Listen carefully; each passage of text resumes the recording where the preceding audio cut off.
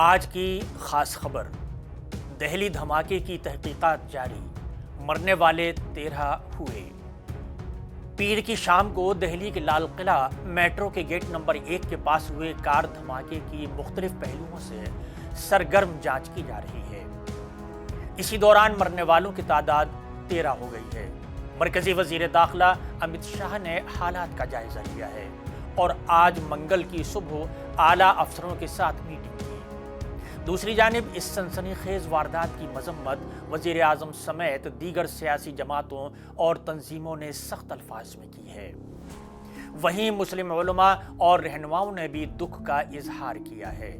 جماعت اسلامی ہند کے صدر سید سعادت اللہ حسینی نے ایک بیان میں کہا کہ ہم دہلی میں پیر کی شام لال قلعے کے قریب ہونے والے ہلاکت خیز دھماکے کی سخت الفاظ میں مذمت کرتے ہیں۔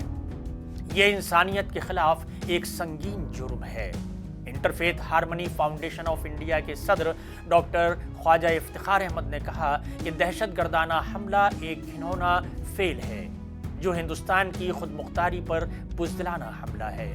معاشرے کے ہر طبقے کی طرف سے بلا کسی ہچکچاہٹ، بلا کسی اگر مگر کے شدید ترین الفاظ میں مذمت ہونی چاہیے۔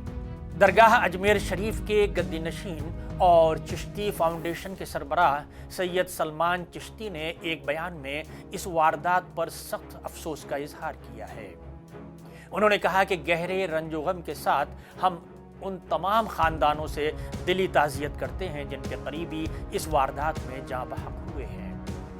ملک کے ممتاز عالم مولانا ظہیر عباس رضوی نے دھماکے کو افسوسناک بتایا ہے۔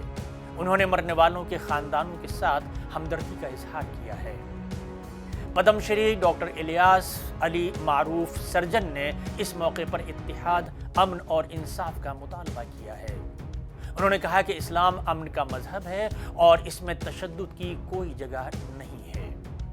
مسلم ست شودھک منڈل کے صدر ڈاکٹر شمس الدین تمبولی نے ایسے وقت میں جب ملک کو امن اور ہم آہنگی کی سب سے زیادہ ضرورت ہے، تفرقہ انگیز طاقتیں سر اٹھانے کی کوشش کر رہی ہیں، یہ انتہائی افسوسناک اور شرمناک ہے۔